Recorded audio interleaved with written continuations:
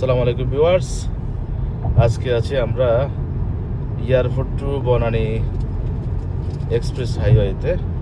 তো এখানে আসলে মনে হবে যে আপনি বাংলাদেশে নাই, বিদেশে কোনো একটা রাস্তায় রোডে হাইওয়েতে আপনি চলতেছেন। এখানে আসলে কিছুটা মনে হবে যে আছেন, আর না হয় আপনি যখন নিচে যাবেন তখন মনে হবে যে আপনি অটোরিক্সা শহরে আছেন। আমাদের সাথে আমাদের পাইলট আছেন, ইঞ্জিনিয়ার মাসুদ, আমি আছি, আমাদের সাথে ইঞ্জিনিয়ার চাঁদ আছে। সো আজকে আমরা রোড রাইডিং টেস্টে আছি আর কি, সবাই মিলে। দেখেন এক্সপ্রেস ওয়েতে থাকলে কি হয়, নিচের যত যানজট, হর্নের সাউন্ড থেকে আপনি ফ্রি পাবেন। গাড়ির সমস্যাগুলি বলেন। হ্যাঁ, গাড়ির সমস্যা এখন এই জন্যে আমরা আসছি আজকে মহাখালী টু বনানী যে এক্সপ্রেস ওয়েটা আছে এখানে আছি। এখানে লেখা আছে স্পিড ক্যামেরা, স্পিড লিমিট হলো 80 কি 80, হ্যাঁ, স্পিড মামলা চলছে। হ্যাঁ, তো দেখেন নিচে কিন্তু পুরো যানজট এবং নিচে কোলাহলপূর্ণ একটা এলাকা। সাথে বিল্ডিংগুলো দেখেন।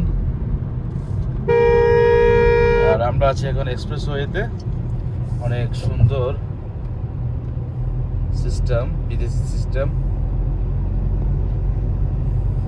তো এই সিস্টেমটা যে সরকারে করছে আমাদের জন্যই করছে। আমরা যদি মন মানসিকতা ঠিক না রাখি, মন মানসিকতা থার্ড ক্লাসের হয়, তাহলে এই সিস্টেমটা নষ্ট হয়ে যাবে। এখান দিয়ে একটা আসছে, রাস্তা আসছে দেখেন। তো এই আর কি বাংলাদেশের এক্সপ্রেসওয়ের লাইভ পরিস্থিতি। তো আস্তে আস্তে যে পরিস্থিতি বোঝা যাচ্ছে, এক্সপ্রেসওয়ে কিন্তু যানজট বাজে যাবে সামনে। বাংলাদেশে যে পরিমাণ গাড়ি, একটা ব্যক্তি 3-4টা করে গাড়ি আছে, একটা ফ্যামিলির গাড়ি 5-6টা আছে। সরকার কোন দিকে খেয়াল রাখবে বলেন? এই যে অলরেডি সামনে যানজটের একটা আশঙ্কা দেখতে পারতেছি আমরা। দেখেন এক্সপ্রেসওয়ে হলো আপনার শর্টকাট যাওয়ার, এখানেও কিন্তু যানজট। তার মানে কি বাংলাদেশে গাড়ি বেশি। তেলের সিরিয়াল দেখলে মনে হয় যে আসলে বাংলাদেশ তো মানুষ না, সব গাড়ি। আর মনে হবে যে বাংলাদেশের গাড়ি সব আমরা বাংলাদেশে তৈরি করতেছি, অথচ বিদেশ থেকে গাড়ি কিনে আনি আমরা আমাদের দেশে ভরপুর করে রাখছি। জাপানও জানে না যে বাংলাদেশে এত জাপানি গাড়ি আছে। সো আমাদের আসলে কোনো কিছু আবিষ্কারের ক্ষমতা নাই, তবে আমাদের দুর্নীতির ক্ষমতা আছে। এই আর কি অবস্থা। আমরা এখন হাতিরঝিল রোডে আছি। হাতিরঝিল বামে হলো মহাখালী।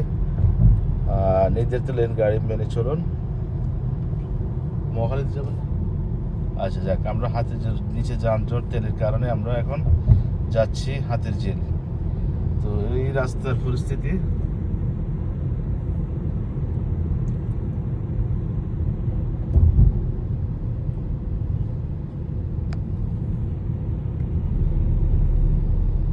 এখানেও কিন্তু যানজট বেজে গেছে এক্সপ্রেস ওয়েতে।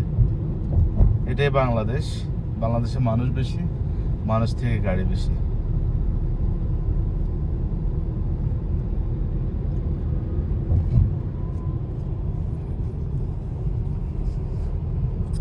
ঠিক আছে ভিউয়ার্স, মা আসসালাম, সবাই ভালো থাকবেন।